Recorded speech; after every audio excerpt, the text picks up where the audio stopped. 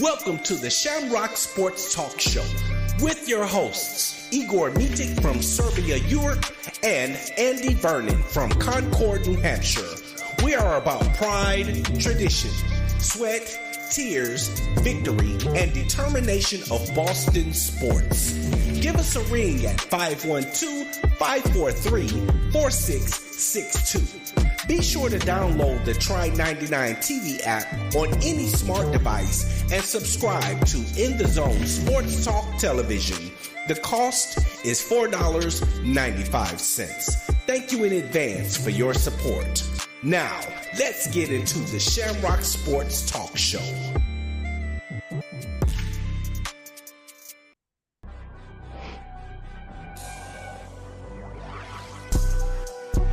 Hello, and thank you for tuning into the In the Zone Sports Talk Show Network, LLC, where you can find the best in sports talk television and radio shows. Mondays, check out the Just Us Sports Talk Show from 7 p.m. to 9 p.m. Eastern Standard Time with your hosts, Kevin L. Dixon and Dana Clark. Then Tuesday, we have the Stars Talking Cowboys Sports Show from 7 p.m. to 9 p.m. Eastern with your hosts, Sean Fox, K Boogie, and Cowboys Nikki. And on Wednesday, tune in for the Out the Block Sports Talk Show from 8:30 p.m. to 9:30 p.m. Eastern Standard Time with hosts Robert Lewis, Donna Hainsworth, and Brett Shields. Then meet up with us on Saturday for the Enhanced Sports Talk Show from 4 p.m. to 6 p.m. Eastern with hosts Lou Tenor and Steve Davidson.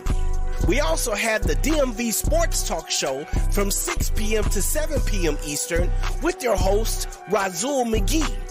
As well, we have the Shamrock Sports Talk Show from 7 p.m. to 8 p.m. Eastern with Igor Mitic and Andy Vernon. Finally, rounding out the week, we have on Sunday, That's Not How We See It Sports Talk Show from 8 p.m. to 10 p.m. Eastern with your host, Alfred Wallace, Tony Wallace, and Harold Robinson III. These shows come to you by way of the In the Zone Sports Talk Show Network, LLC. Be sure to download the Try 99 TV app on any smart device and subscribe to In the Zone Sports Talk Television. The cost is $4.95. Thank you in advance for your support.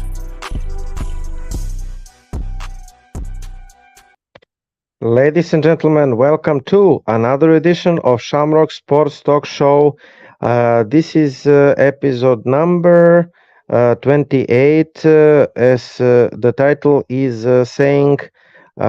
You are going to watch the show about NBA Finals and the Celtics off-season. Andy is with us. Hello, Andy.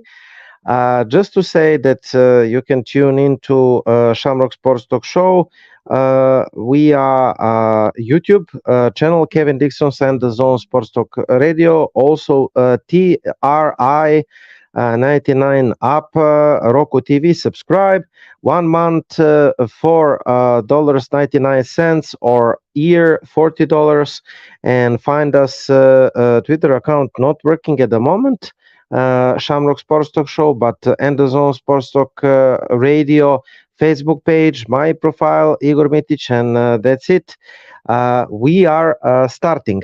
Andy, let's talk a little about the NBA Finals while I'm trying to find the NBA Finals picture because, of course, NBA Finals, considering the results and the consequences to the Celtics and the NBA. This is game number 2. Nuggets leading 3-2. You see 109-94.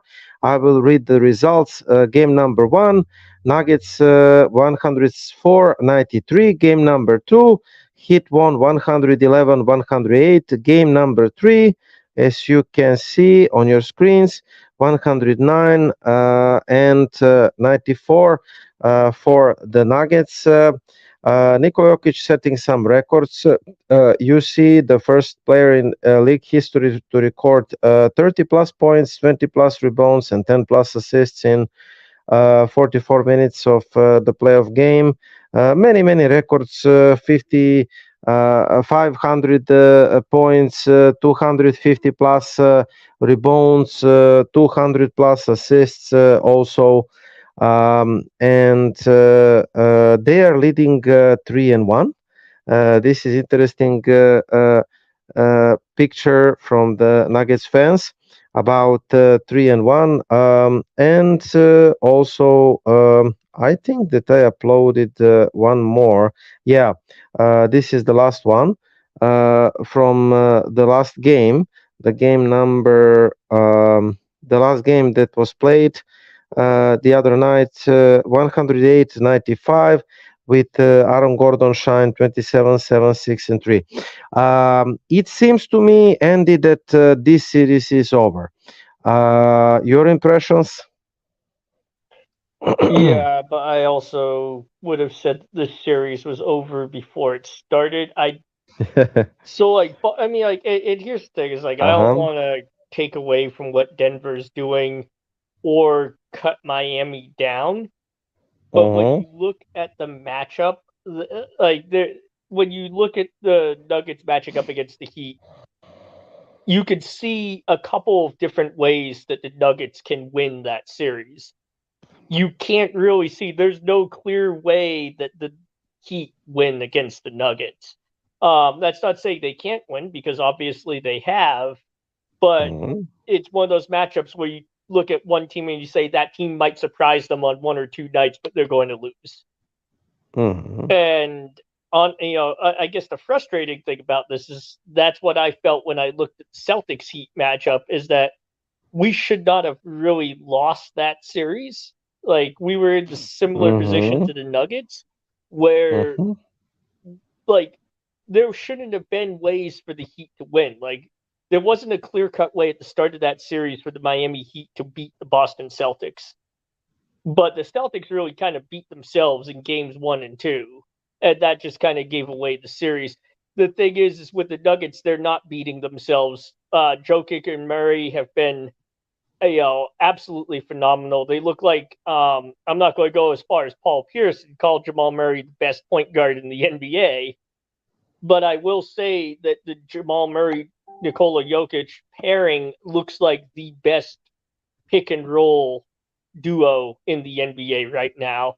And Aaron Uh-huh. Gordon was phenomenal. But then again, let's not forget that a few years ago, Aaron Gordon was arguably the star on the Orlando Magic, and he really took a reduced role going to Denver. But at that game, in Game 4, he just showed that he still has the ability to turn it on and have a big game if his team needs it. And I think that's what makes the Uh-huh. Nuggets so good, is there's not really a weak link on that starting five. You have Jamal Murray, you Uh-huh. Porter Jr.'s young, but then you have like Aaron Gordon, Jokic, obviously, and then they could just kind of slot in whoever at shooting guard, usually a defensive shooting guard or a 3-and-D shooting guard. And they're very hard to beat. They're all pretty long. They're all pretty big. And Miami just doesn't match up well. They don't have an answer for Jokic, because what's Bam Adebayo, like 6'9"? Yeah, that's right. I mean, I think Bam's a good center. He's very athletic. He's multi-talented. But so, Jokic is not athletic. I don't think anybody's ever going to make that mistake. But he's very Uh-huh. multi-talented, and you can't ask a 6'9" guy to guard a very high IQ, multi-talented 7-footer. It's just not going to work out well, and that's what we're seeing. Yeah, impressive to me. I commented on our chat, Andy. I mean, they are so well coached, like you said, tall, athletic. You mentioned Aaron Gordon, who is option number 3 or 4. I have read the Denver Journal or something like that. They are saying like from unexplicable reasons Miami Heat and Eric Spoelstra, they are keep switching the smaller defender on Aaron Gordon. I think it was the case in game number 2 as well, and or game number 3. I think game number 2, yes, that they won. Or it was 3, I forgot, and the last one, number 4, they kept on doing the same, like they were daring Aaron Gordon to beat them, keep on switching the smaller defender on Aaron Gordon, and Denver Nuggets use the matchup, they keep on putting the ball downside to Aaron Gordon, and Aaron Gordon keep on attacking in the first periods of those two games. And what was impressive to me in the game number 4, like I told you, Nikola Jokic is getting the 5th foul, and they're playing small.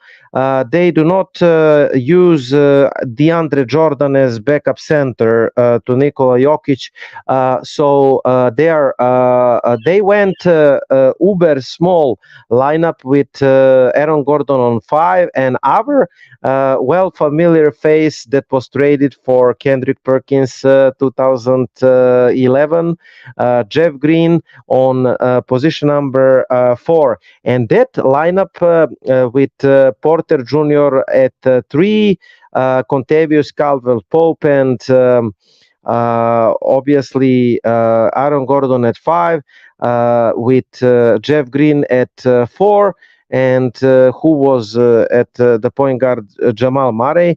That lineup just kept on increasing the lead, and that was impressive because Miami could not use the absence of Nikola Jokic, and that is showing how good Denver Nuggets team is. It is not just Murray and Jokic, right? So here's the thing: is like Gordon is their 4th option. That's why Spoelstra has been leaving him uncovered or switching a smaller guard. Because if you look at the season, the first option was Jokic, second option is Jamal Murray. That kind of varied from game to game.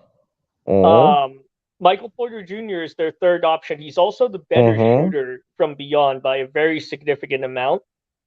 And then Aaron Gordon was your 4th. KCP, I think they've been playing him quite a bit at shooting guard. Yes. He doesn't have the points, but Miami can't leave him uncovered either because I think KCP is shooting, 42% from beyond the arc on the season. Right. And this is kind of what I'm looking at with Denver. You have 4 guys that scored over 15 points per game this season. And that's Aaron Gordon, Michael Porter Jr., Nikola Jokic, and Jamal Murray. And that makes that's why they're in the finals. When you have 4 players who are all scoring over 15 points per game throughout the course of the whole season, I mean, you're very hard to defend because normally if you're talking about averages of points, that means that any one of those guys could go off for probably 25 in a given night. And that's very hard to defend. Yes, so practically not underestimate the Miami. To conclude the story, I think that Denver will finish them off. In Denver, it's hard to imagine. I mean, Miami showed us that they are unpredictable. Jimmy Butler can go off with 50 plus points and extend the series maybe to game number 6, but that's it from Miami. I think that the series is practically over and that Jokic is going to be deserved MVP. And how funny does it look like this MVP of Joel Embiid to you right now from regular season? I mean, congratulations to Embiid, not to underestimate him, but how funny is that to you right now? I think to me, and I've told you what I think about Joel Embiid, but to me, this actually encapsulates the difference between Jokic and Embiid. Nikola Jokic is he is the type of center who you could take and win a finals with. Joel Embiid is a guy who's going to put up great numbers and be your regular season MVP and get you booted out of the playoffs in the second round every single time. And the reason is the playmaking and the IQ. Like Joel Embiid against the Celtics, what we went over before, Boston did is they basically sent doubles, guarded him high, and sent doubles. And Joel Embiid took that and was happy to dribble into mid-range shots, mid-range pull-up jumpers. And his percentage was not terrible, but not what you expect from a 7-footer who doesn't really have any serious opposition. The other thing Boston did was they would double him and they would help off the far corner defender because Embiid can't make that read. And if he does make the read, he can't make the pass. Nikola Jokic, you can't do that with, because as soon as you double off of that far corner, he's passing the ball to the far corner. That's why KCP has 42% from beyond the arc on the season. That to me is the difference. You can defend Embiid to the point that he almost becomes like a liability in the playoffs. I'm not going to say he's a liability, but he's very predictable, and you can push him into making really bad decisions that hurt the team. And that's much harder to do with Jokic. I know that Embiid is a better defender, but I think that the Nuggets have kind of built around that, and they've created a defensive scheme where they have a lot of long athletic defenders, kind of like Boston does. Right. And that lets them simplify their defense and let Jokic drop more. And that makes it easier for him to defend. And he doesn't have to be a great defender because they're also relying on that offense. They're relying on having 4 guys that could average 15 to 25 points per game. And okay, our defense isn't the greatest, but we don't need to have an elite defense. We just need to have a good defense, and that's what they have. Yes, that's it. I mean, the trio that you are seeing on the screen, plus the others, are in historical mission to give Denver their first ever title. To underline that, I mean, they already did historical result by reaching the NBA Finals, but they are going to give NBA title to Denver soon, maybe Monday. The first one ever, and I have the feeling that it is not going to be the only title if they stay healthy and together. Anyway, returning to free agency and our beloved Boston Celtics. Andy, after losing to the Eastern Conference Finals 4-3 to the finalists, Miami Heat, we heard flood of stupid rumors. As usually, and the Celtics fans, as usually, are overreacting, and journalists are happily jumping into this board, clicking bite articles. For example, they were exploring the trade machine, Jaylen Brown. I don't know how Jaylen Brown feels about it, but Jaylen Brown said that this is not the end. We have a lot better to give, a lot better basketball to play. To underline, according to Brad Stevens, that Jaylen Brown is staying. They want Jaylen Brown to be there, and everybody in Boston expecting Jaylen Brown to be signed. And as soon as it is possible, I expect the Boston Celtics to negotiate about contract extension, possible supermax with Jaylen Brown. Is it going to be supermax or close to supermax deal? But Jaylen Brown is going to get his money according to reports, and it is going to be deserved when you speak with me, because Jaylen Brown is the star in this league. I don't know how the people are feeling about Jaylen Brown, but Jaylen Brown is the star in this league. Here from Steve Bulpett, Herald Sports ex-Herald, I hear fans here in Boston debating whether to give Jaylen Brown a supermax, but at some points the numbers don't really matter. First of all, the guy is one of better players in the league. Starts there. I know people are all upset about the last game 7, and sure, he was bad, but that was a team-wide bad collapse. Just take a step back and look at where he is now. I think that in this very moment, Jaylen Brown is the best solution alongside Tatum.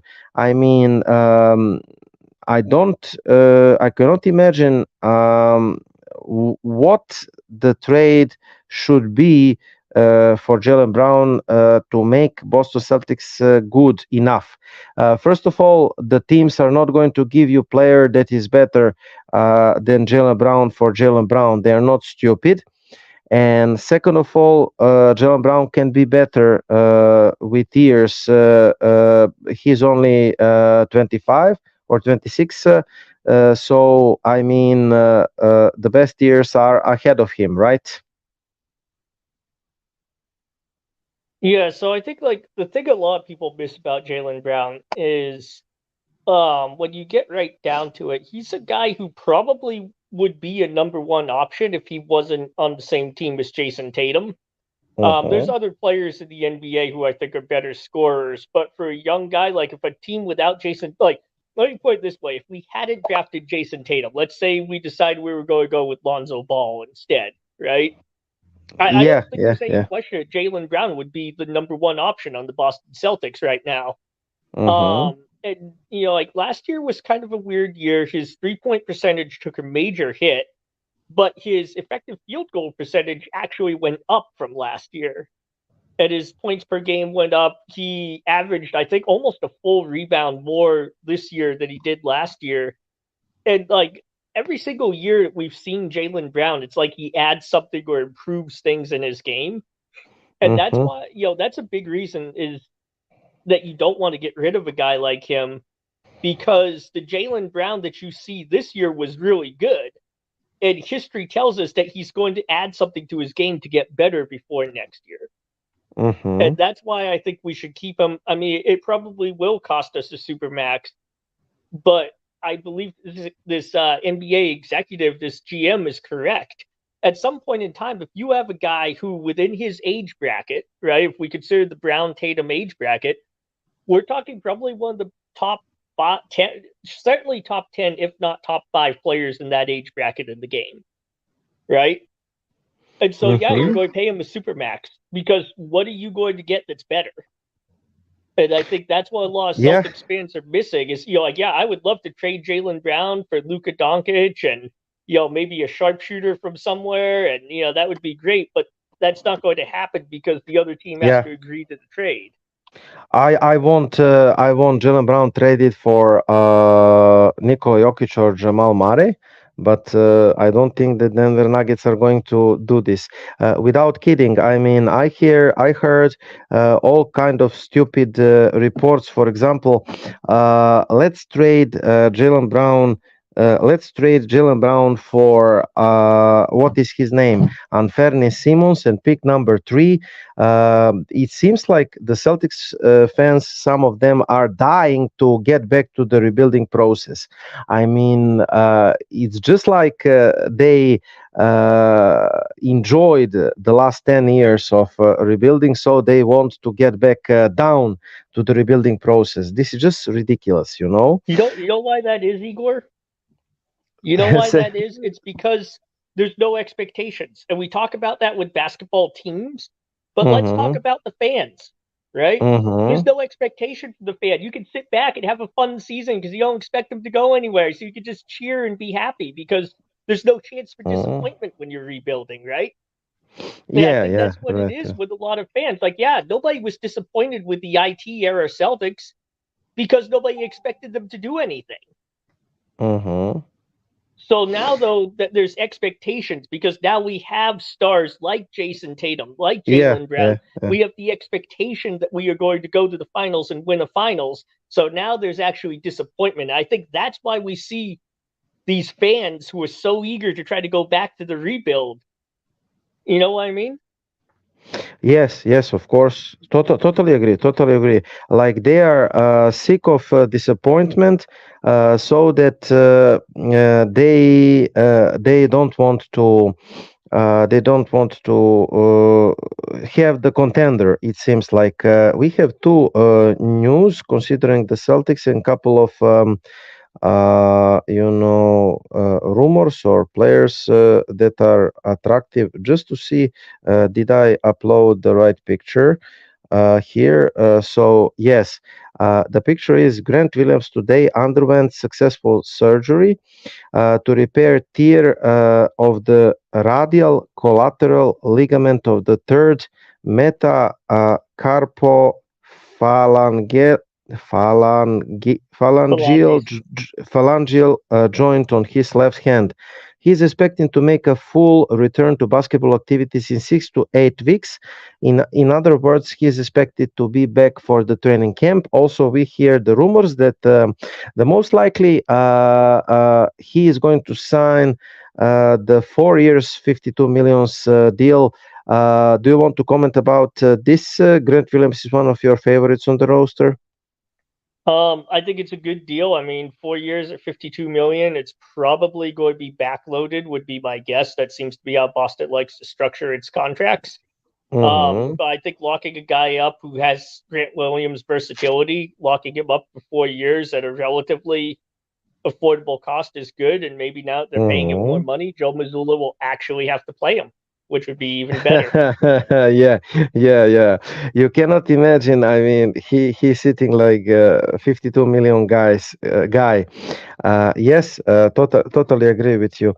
We really hope that, and some of the players, some of the fans wanted Damian Lillard, and they can stop wanting Damian Lillard because on, I think, Instagram post, or was it Twitter, whatever, Tatum responded to some Damian Lillard's posts that he wanted to play for Heat or Nets.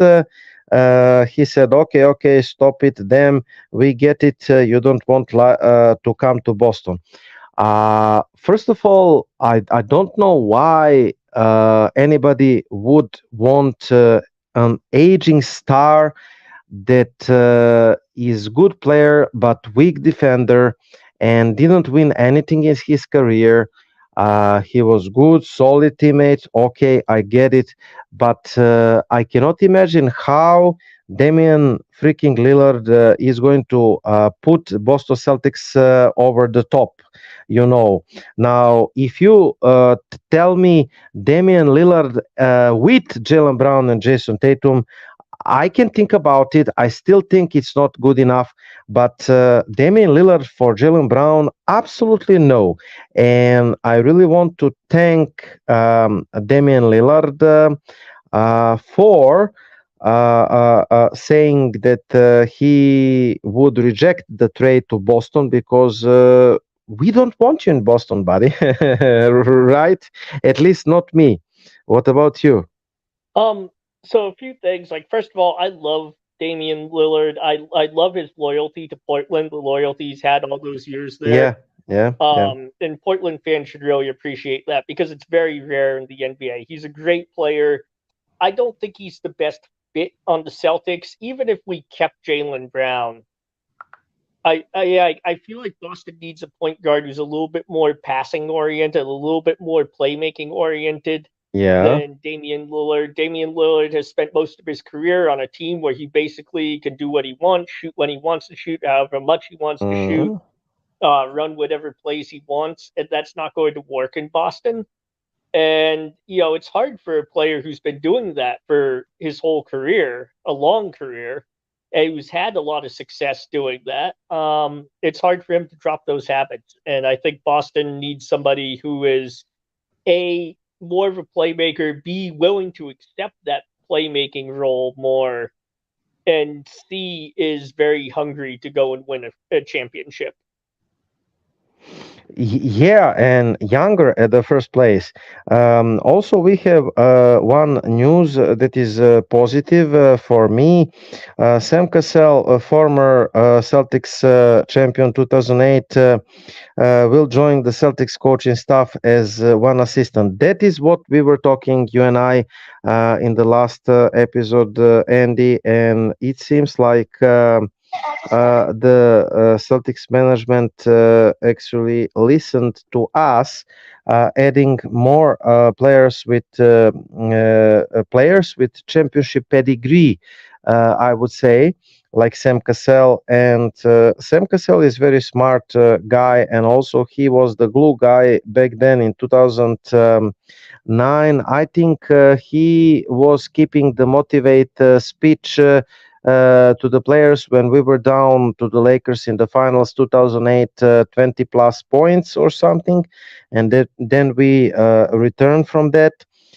So Sam Cassell is a very, very good person at the first place, and I think that he will be a very, very good coach as well. So I am happy about this move. This is what I was talking about in the 2008 Celtics documentary. They talk about when we were down by 20 in the game number 4 of the 2008 finals. Sam Cassell pulled out the team to the court and said, "This is how hard it is to win the championship." And they trusted his experience and guidance, and fought back, won the game number 4, and ultimately won the title. Good move. And also we have another assistant's name potentially that I'm hoping to see in Boston, Rajon Rondo. Again, I would welcome Rajon Rondo as well. He's a smart guy. He was very smart as a player. Doc Rivers said always that Rajon Rondo is always 1 or 2 moves ahead of his rival. He is so smart, and I think that Rondo is a Celtic, and he would definitely help the Celtics as well. What do you say about Sam Cassell and potentially Rondo? Sam Cassell, I'm really excited for. He's a direct link back to the last championship that Boston won. I think what a lot of people don't realize is I believe he was injured for most, if not all, of that season. I don't think he really played. But he was basically an assistant coach and all but named to Doc Rivers. And that's something that's been acknowledged. So, and then he has, since then, years and years of experience coaching in the NBA. And that's really what Boston has been needing is an assistant coach for Joe Mazzulla who has that experience and who has that player connection. And I think Sam Cassell is, I would argue about as perfect as you could get for that role. In terms of Rajon Rondo, Rondo, I've always been a huge Rondo fan, despite his bouts of immaturity. I think Rondo may be if not one of the brightest players ever to play the game of basketball. Rajon Rondo's basketball IQ is through the roof high. And I think bringing him in might help the offense to get a better flow. Because if you ever watch Rajon Rondo, especially in the Big Three era, like he was the one who ran that offense. He called the plays, he regulated the tempo, regulated the flow.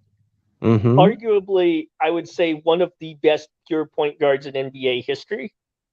And so I think Boston, it would do well to bring him in as a coach. I think Rondo might, and this could work both ways, but I think Rondo would bring a certain amount of fire to the team. Because if there's one thing we all know about Rajon Rondo is he's a very, very passionate guy. And I think that could work either way. It definitely got in the way of his playing career. And I'm hoping that maybe he could temper that or channel it in the right direction as a coach. I would go one step further. If I am Boston, I would try to convince, besides Rondo, one of Kevin Garnett or Paul Pierce, Kevin Garnett potentially as coach for the big man, Boston Celtics big man. So as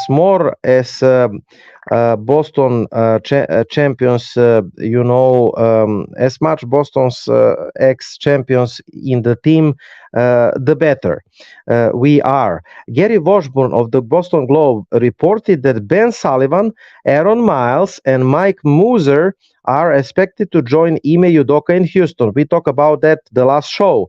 While this was expected after Damon Stoudemire's departure, the work to build up Joe's staff A mix of head coaches and potential former players like JJ Redick will be important. Two guys have rumored heavily to the Celtics are former Rockets head coach Steven Silas. Is this the son of Paul Silas? Whatever. And former Laker coach 2020 Frank Vogel, he's not coming because he's hired by the other team. So Steven Silas, he was former Rockets head coach, was an offensive guru in Dallas before going to Houston. Vogel, NBA champion, and the mix of offense and defense will do good to Boston. So other names are JJ Redick, Steve Nash, Rajon Rondo, Sam Cassell. Sam Cassell is in Boston. We commented Rajon Rondo. No to Steve Nash and JJ Redick from my side. And I don't know about Steven Silas, but if he is a good offensive coach, I would hire him. What do you think? Let me find the picture. So Steven Silas, I'm not familiar with his work, but if Steven Silas is a good offensive coach, I would definitely hire Silas. What do you say? Yeah, I don't know much about Silas. I think Boston really needs a defensive coach right now because I think Mazzulla is pretty solid on offense. I think what they really need is they need a defensive coach. Yeah. But I don't know who's available that's a great defensive head coach. I really have no clue, but that's priority number one. You're correct. You're correct. They mentioned Vogel, but Vogel is not available anymore. I would love Frank Vogel. I said it on the coaching stuff, but he is not available, sadly. And that's it about our coaching stuff. I really hope, besides Cassell, to have Rondo and two more guys. If Silas is one of them, I don't have anything against, but one defensive coach, like you said, and I think it will be the good coaching stuff for Joe Mazzulla, right? Yeah, I think so. They need to get it together early so that these guys can start getting to know each other and getting familiar with each other.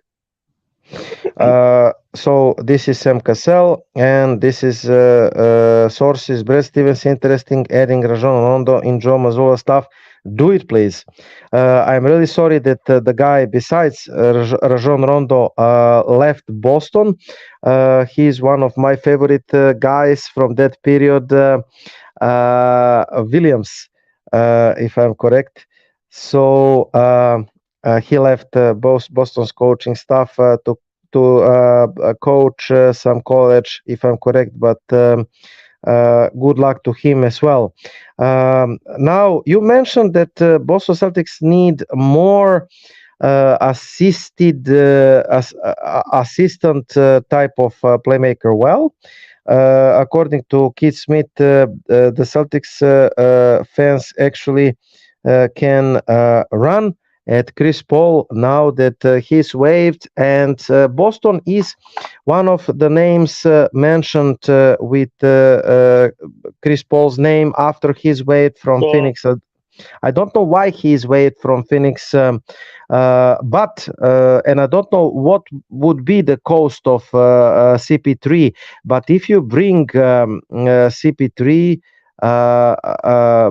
I mean, but it would mean Peyton Pritchard or Brogdon out, right?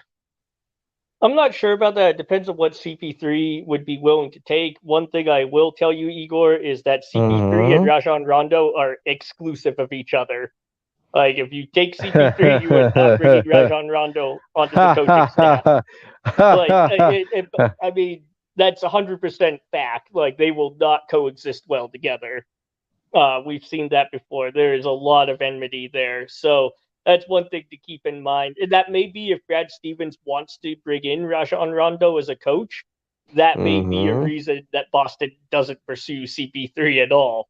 And fans need to realize that, with those two especially, because they're both coming up as potential Celtics options in the offseason, those two are pretty much exclusive of each other, and fans need to be very, very aware. You do not want those two in the same locker room. It probably will not end well. Yeah, yeah. I mean, but imagine CP3. Like I said, I think that the Celtics need some shakeups down the roster. I know that Stevens want to run it back, and we will see how it will go. Maybe the Celtics will be in the finals. Alongside, it is very, very possible. They were one win away with Denver Nuggets, for example, the next year. I know that Brad Stevens, wants to run it back, but if he decides to change the things away, here is your point guard that you're going to chase, CP3. I still think that he has something left in tank, but I would not trade away Marcus Smart for him. But I would love to have him like backup point guard or starter for a minute. I still would rate Derek White and Marcus Smart and Jalen Brown ahead of him, but as a fourth option, he can start, he can play one or two, run your offense, but you would need some new center, even though he can run the pick and roll with Robert Williams. But you would need the pick and roll center alongside him, right? Yeah, you would. I'm not as sold on CP3 for the sole reason that, like, if you figure you bring in CP3, you're probably going to ditch Brogdon. Ditch Brogdon, yes. Right, because Right. there's just too many guys to have a high minutes point guard to have another high minute point guard on the roster. And I'm just not sold that CP3 at this age could give you more than Brogdon does. But I feel like that's kind of where I'm at right now. I mean, if I'm Boston, there's a part of me that wonders, like going into next season, I feel like we should be considering using Brogdon as a starter. Because he's not a terrible playmaker. He's a good defender. He has catch and shoot ability. He can make his own shot. That might be really valuable for us in that starting five as a really viable third offensive option to take pressure off the Jays. And then just stagger minutes so that the Jays and Brogdon are playing with the bench unit as well. Because when you think about it, let me ask you, Igor, if healthy, do you think Malcolm Brogdon is a better point guard than Marcus Smart? Well, more complete player as well. He was better talent on the paper, but injuries just evaporate his talent. He is better offensive player, that's for sure. Passer, I'm not sure, but he's not worse passer than Marcus Smart. That's for sure. And he can play the defense. He's tall, he's athletic, and he can definitely start. But I would still start Derek White. I think that Derek White deserves to start because he proves. When he was starting alongside Smart and when we were playing Jays plus Horford, that was our best lineup in the playoffs, So I think that this is the lineup that we should rock with. Brogdon as six man of the bench. He proved himself to this role, winning the Six Man of the Year award. He could potentially start as well. But if he stays, it means Peyton Pritchard out. How do you feel about Peyton Pritchard? He doesn't want to be there, and according to rumors, I don't know if I have the picture. Maybe I have the picture somewhere. Well, he wants to be traded.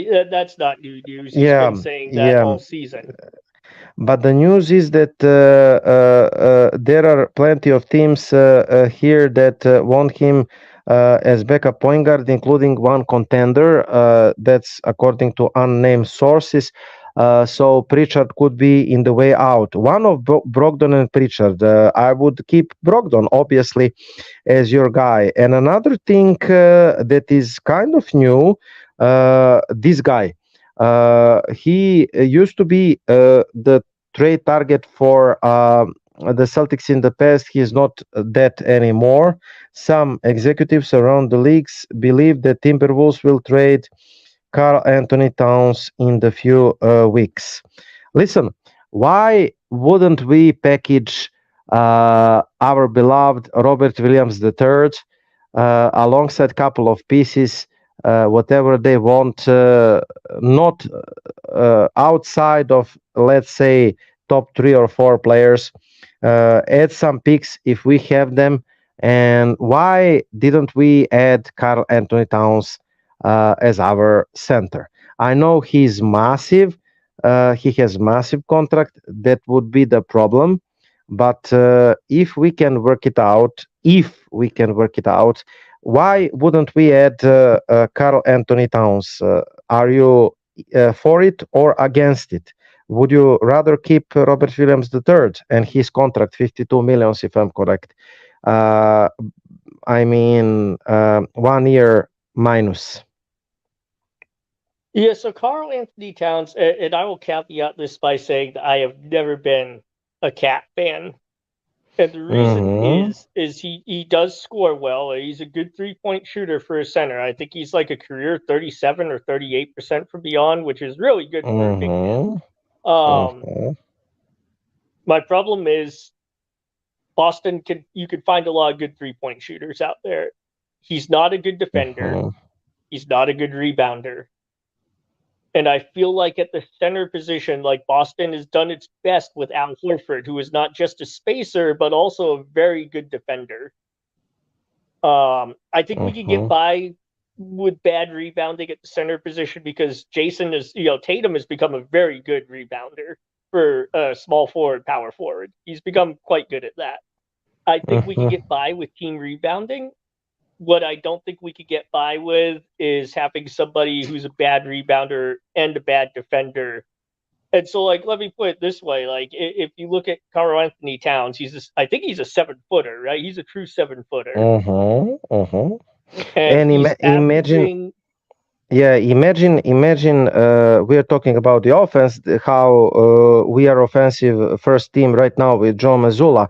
I'm just saying, imagine Karl Anthony Towns in the pick and roll with, say, Chris Paul or Derek White or Marcus Smart or Brogdon. So, I mean, I think I guess the thing to me is I don't see us as a pick and roll team.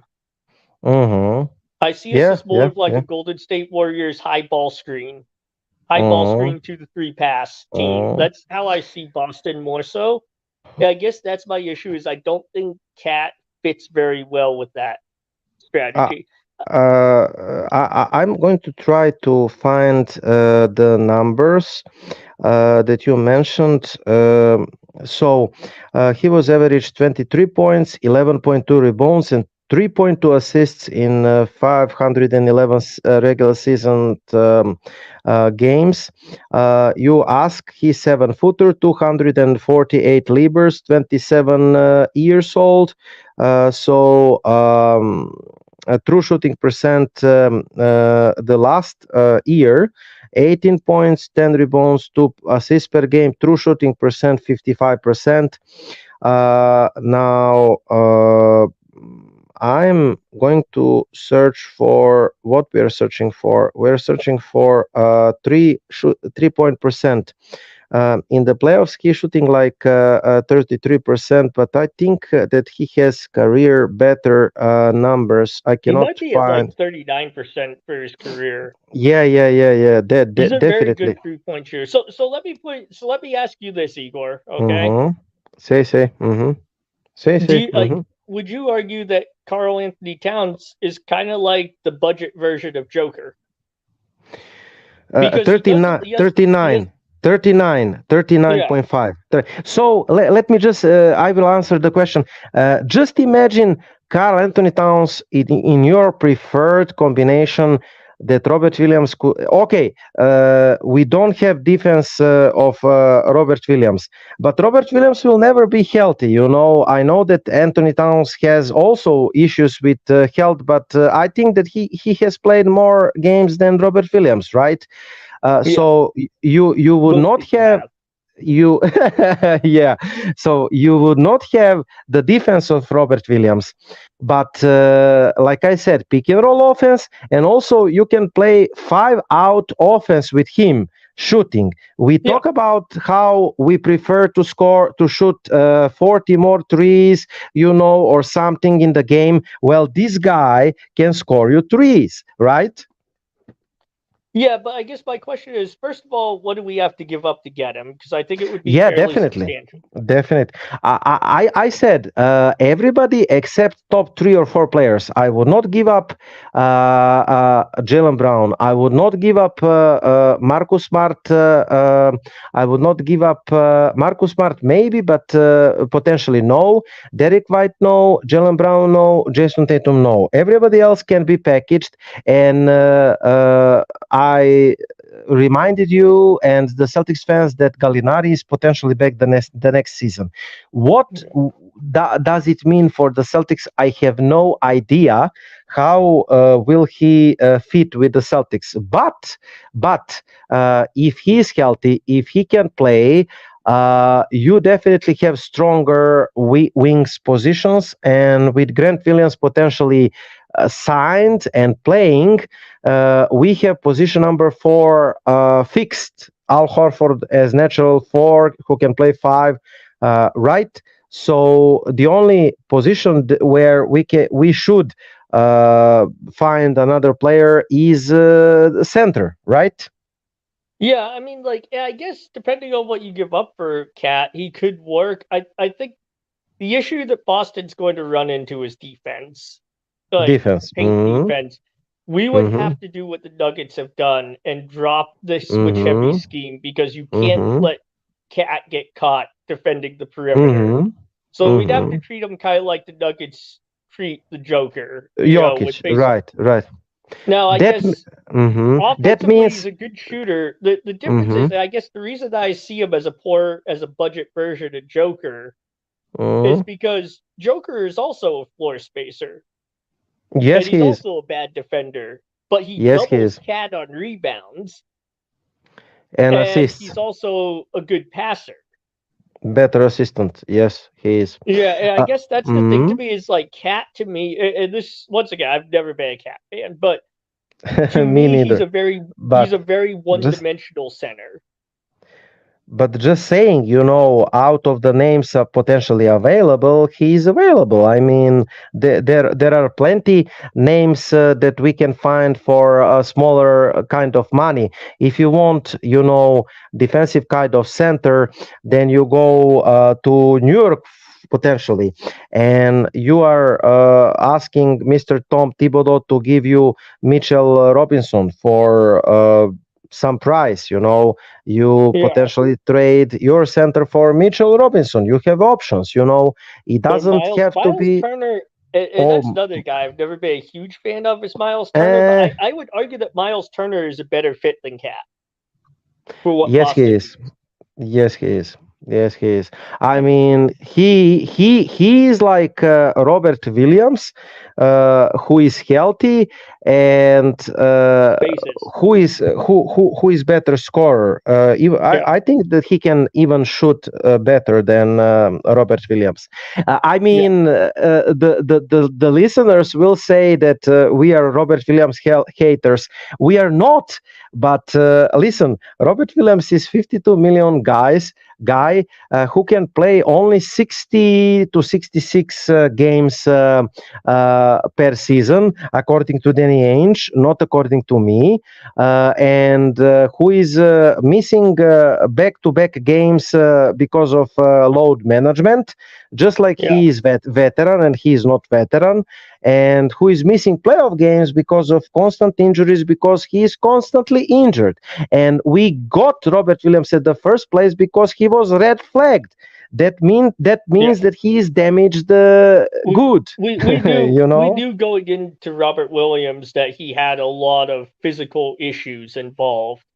Yeah. Now I think when when listeners or fans say like, "Oh, you hate on Robert Williams," or No, we I've don't. told you Malcolm Brogdon and Robert Williams are the two guys I would center any trade package on. It's not because I dislike Absolutely. either player or I think either player is bad. Mhm. I think they're both good, and I think that's why I would want to trade them because they're the most expendable, Absolutely. high talent players that we have, and those are the guys that High actually going trade to generate value. the interest. High trade value. Add Peyton Pritchard to that mix. So Brogdon, Robert Williams, and those are the players. And if you give away Robert Brogdon, then you potentially sign for low cost deal Chris Paul, and you replace you're going to get your center potentially with Malcolm Brogdon's money, okay? And adding Williams or whoever in the mix. Yeah. And then you replace a vacant position at the guards by signing Chris Paul. Now that is the good deal, at least in my book.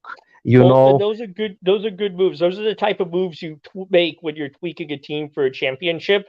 And I'll just say real quick, if you tell me that Malcolm Brogdon, Robert Williams are the center of a package, that's a package that could go for like a low grade, like a low tier all-star.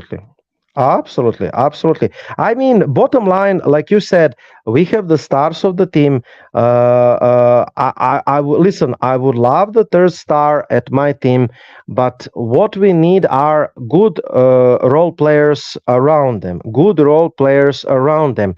And everybody was saying during the Boston's first part of the season, oh, how good the Boston Celtics are, and we were good. How deep Boston Celtics are, we were deep. And what happens in the playoffs? We are playing 7 guys. Some of them are injured, but even when they're healthy, we are not playing Grant Williams. We are not playing like 6 or 7 guys on the roster. Now I'm asking Brad Stevenson, the Celtics management, if you're not playing 6 or 7 guys on the roster, why the hell are you paying them? Just cut them and fulfill the roster with cheap guys, with veteran minimum contract guys or young guys on the small cheap deals, and put this money to get actual good veteran rotational players for let's say minimum contract salaries. This is something that I don't understand in our roster. And my biggest issue with Boston and the way that they ran it, like when you look at the Grant Williams, Robert Williams issue that we discussed on an earlier show, it's almost like we're in love more so with what a player could be than what a player is, right? Because we look at Robert Williams, I think all of us will agree. You look at Robert Williams, if he was healthy and played 36 minutes, the guy would be amazing, right? But absolutely, he isn't, and he never has all-star. been. So then, let's look at what Grant Williams is. Grant Williams is a 3-position, 3-and-D wing who was shooting about 40% from beyond the arc on the season. So let's play the guy that we know. We see what he is. He's a 40% 3-and-D small forward, power forward.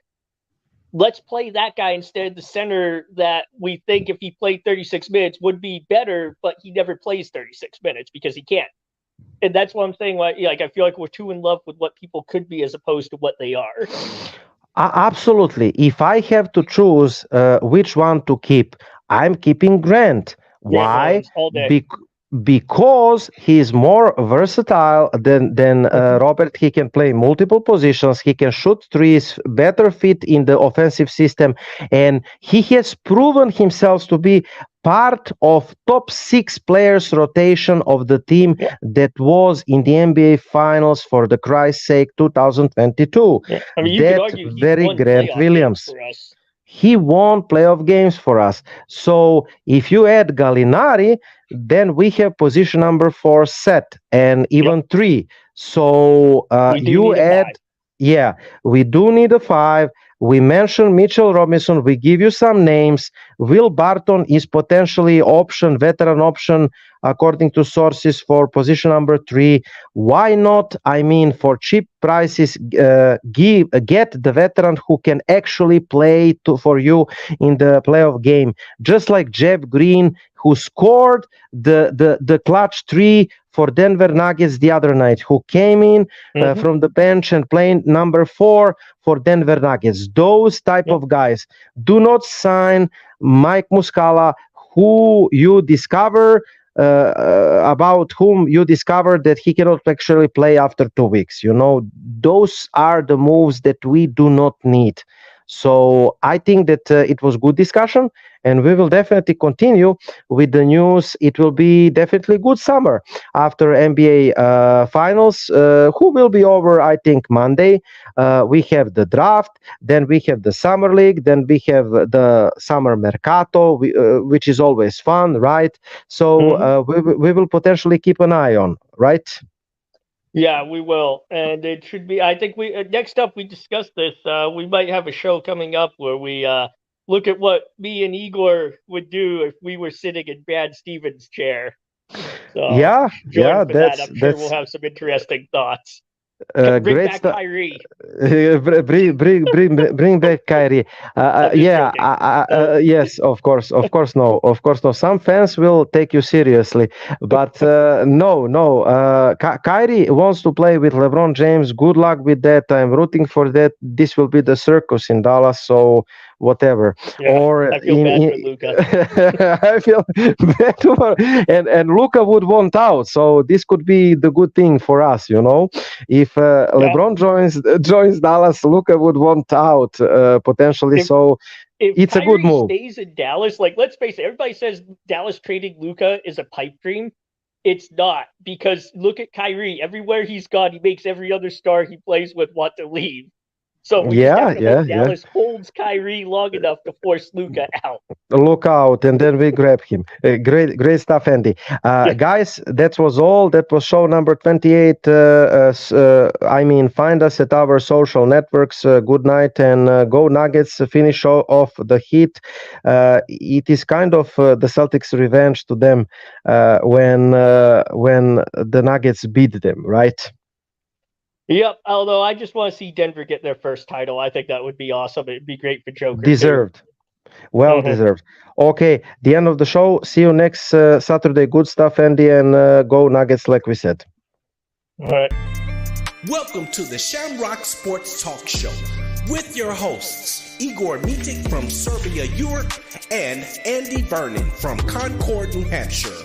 We are about pride, tradition, sweat, tears, victory, and determination of Boston sports.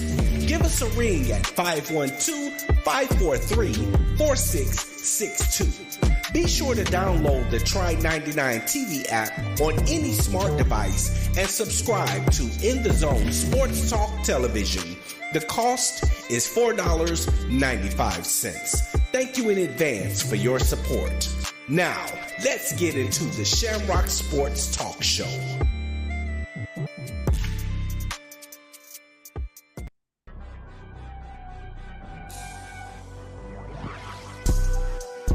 Hello, and thank you for tuning into the In the Zone Sports Talk Show Network, LLC, where you can find the best in sports talk television and radio shows.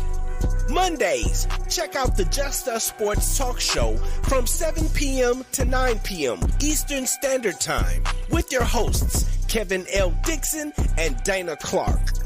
Then Tuesday, we have the Stars Talking Cowboys Sports Show from 7 p.m. to 9 p.m. Eastern with your hosts, Sean Fox, K Boogie, and Cowboys Nikki. And on Wednesday, tune in for the Out the Block Sports Talk Show from 8:30 p.m. to 9:30 p.m. Eastern Standard Time with hosts Robert Lewis, Donna Hainsworth, and Brett Shields. Then meet up with us on Saturday for the Enhanced Sports Talk Show from 4 p.m. to 6 p.m. Eastern with hosts Lou Tenor and Steve Davidson. We also have the DMV Sports Talk Show from 6 p.m. to 7 p.m. Eastern with your host, Razul McGee. As well, we have the Shamrock Sports Talk Show from 7 p.m. to 8 p.m. Eastern with Igor Mitic and Andy Vernon. Finally, rounding out the week, we have on Sunday, That's Not How We See It Sports Talk Show from 8 p.m. to 10 p.m. Eastern with your host, Alfred Wallace, Tony Wallace, and Harold Robertson III. These shows come to you by way of the In the Zone Sports Talk Show Network, LLC. Be sure to download the Try99 TV app on any smart device and subscribe to In the Zone Sports Talk Television. The cost is $4.95. Thank you in advance for your support.